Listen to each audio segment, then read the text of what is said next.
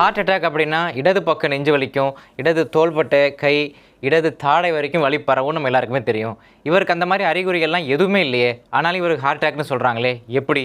இந்த வகையான heart attack பேர் ஏடிபிக்கல் ஹார்ட் அட்டாக். இதில் முக்கியமாக 3 அறிகுறிகள் இருக்கும். முதல் அறிகுறி இடது பக்கம் நெஞ்சு வலி வராமல் செஸ்ட் டிஸ்கம்ஃபர்ட், ஒரு அனீசியாக இருக்கும். சடன் ஃபட்டிக், அதாவது சொல்ல முடியாத அளவுக்கு உடல் சோர்வு. இந்த டிரைவருக்கு சடன் ஃபட்டிக் தான் ஏற்பட்டிருக்கு. சொல்ல முடியாத அளவுக்கு ஒரு அதிக உடல் சோர்வு ஏற்பட்டிருக்கு. அதனால தான் ட்ரை பண்ணி பார்த்துருக்காரு, முடியலன்னு போய் படுத்துட்டாரு. 3வது அறிகுறி ஏசி ரூம்லையும் படபடன்னு அப்படியே வேர்த்து ஊற்றும், ப்ரொஃப்யூஸ் ஸ்வெட்டிங். இந்த மாதிரி இருக்கும் பொழுதும் நம்ம லோடிங் டோஸ் போடணும். இப்போ அந்த ஓட்டுநருக்கு அந்த பஸ்லையே முதலுதவி பெட்டி இருக்கு இல்லையா, அதில் லோடிங் டோஸ் வச்சுருந்தாங்கன்னா அதை கொடுத்து காப்பாற்றிருக்கலாம். இதுதாங்க ஆஸ்பிரின். இதில் 300 மில்லிகிராம் எடுத்துக்கணும். இது குளோபிடோகிரல் டியூவல் ஆன்டி பிளேட்லெட் தெரப்பி. குளோபிடோகிரலில் 300, குளோபிடோகிரல் இல்லை அப்படின்னா டிக்ககிரிலார், அதில் 180 மில்லிகிராம். 3வது ஆன்டி கோகுலண்ட் எடுக்கணும். ஒரு ஹாஸ்பிட்டல் செட்டப்பில் இருக்காங்க அப்படின்னா ஹெப்பாரினோ இல்லை லோ மாலிகுலர் வெயிட் ஹெப்பாரினோ யூஸ் பண்ணலாம். பொதுமக்கள் அதெல்லாம் தெரிய அலைய முடியாது, அதுக்காக தான் உங்களுக்கு அதர்வோஸ்டாட்டின் 80 மில்லிகிராம். இந்த 3ஐயும் ஒன்றா சேர்த்து போடுறது தான் லோடிங் டோஸ். சப்போஸ் ஒருத்தர் ஹார்ட் அட்டாக்கே இல்லை, நெஞ்சு வலிக்குது, அவர் ஹார்ட் அட்டாக் நினச்சி போட்டார், அப்புறம் பார்த்தா அது ஹார்ட் அட்டாக்காக இல்லை, இந்த லோடிங் டோஸ்னால எதுவும் பிரச்சனை வந்துருமா அப்படின்னு கேட்டால் ஒன்றும் பெருசாக பிரச்சனை வராது. மைல்டாக கேஸ்ட்ரிக் சிம்டம்ஸ் மட்டும்தான் வரும். இந்த மாதிரி கண்டிஷனில் ரிஸ்க்கை விட பெனிஃபிட் தான் அதிகம். சப்போஸ் அது ஹார்ட் அட்டாக்காக இருந்து இதை போட்டிருந்தா அவர் உயிரை காப்பாற்றிருக்கலாம். நிறைய மேரேஜ் ஃபங்க்ஷனில் டான்ஸ் ஆடிட்டு இருக்கும்போது சடனாக கீழே விழுகிறாங்க, ஷட்டில் காக் விளையாடும்போது கீழே விழுகிறாங்களே, அதுக்கு பேர் என்னன்னு கேட்டிங்கன்னா அது கார்டியாக் அரெஸ்ட்.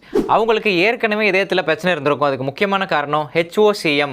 இதயத்தில் இருக்கக்கூடிய சேம்பர்ஸ் வீக்கமாக இருக்கும், ஆனால் அதோட அறிகுறிகள் எதுவுமே தெரியாது. திடீர்னு 12 வயசுலையோ 18 வயசுலையோ தெரியலாம். ஒரு சில பேருக்கு 25 வயசில் 35 வயசில் கூட தெரியலாம். இதை கண்டுபிடிக்கணும் அப்படின்னா நம்ம எக்கோ டெஸ்ட் எடுத்து பார்த்தோம்னா தான் கண்டுபிடிக்க முடியும். இதுக்கெல்லாம் ஒரு ஸ்ட்ராங் ஃபேமிலி ஹிஸ்ட்ரி இருக்கும்.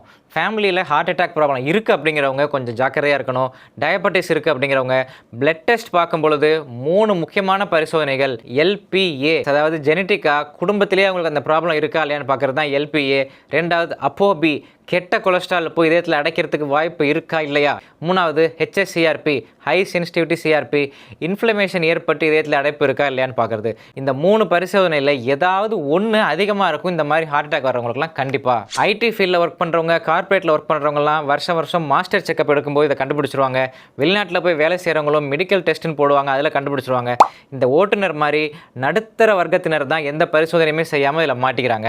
இப்போ எலெக்ஷன் வரப்போது, அடுத்து எந்த கட்சி ஆட்சிக்கு வந்தாலும் சரி, ஒவ்வொரு வீட்டில் இருக்கிற அனைவருக்கும் இலவச மாஸ்டர் செக்அப் கொண்டு வரணும். அது முக்கியமாக இந்த இதய பரிசோதனையை எல்லாருக்கும் ஃப்ரீயாக கொண்டு வரணும். வருஷத்துக்கு ஒரு வாட்டி இலவசமாக டிவி கொடுக்க முடிஞ்ச அரசால், இலவசமாக மிக்சி கிரைண்டர்லாம் கொடுக்க முடிஞ்ச அரசால் மனசு வச்சா இந்த இலவச மாஸ்டர் செக்கப்பையும் கொண்டு வந்துடலாம். இப்படி எல்லாருக்கும் மாஸ்டர் செக்கப் பண்ணுறதுனால யாருக்கெல்லாம் ஹார்ட் அட்டாக் இருக்குங்கிறதையும் கண்டுபிடிச்சிடலாம், யாருக்கெல்லாம் வரப்போகுதுங்கிறதையும் முன்கூட்டியே கணிச்சு ஒருத்தருக்கும் ஹார்ட் அட்டாக் வராமல் எல்லாருமே காப்பாற்றிடலாம்.